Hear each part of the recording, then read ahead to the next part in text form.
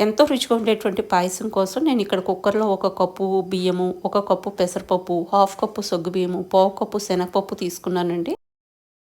వీటిని ఇప్పుడు వాటర్ తోటి మంచిగా వాష్ చేసేసుకుంటాము. వాష్ చేసుకున్న తర్వాత ఆ వాటర్ అంతా మనము తీసేసుకొని ఫ్రెష్ వాటర్ వేసుకుని అంటే సరిపడా వాటర్ వేసేసుకొని మూత పెట్టేసుకొని విజిల్ పెట్టేసి 4-5 విజిల్స్ వేపించేసుకుంటామండి. ఇంకా కుక్కర్ విజిల్స్ వచ్చింది మంచిగా ఉడికిపోయింది. గడితే ఇలా అంటే చాలండి మ్యాష్ అయిపోతుంది.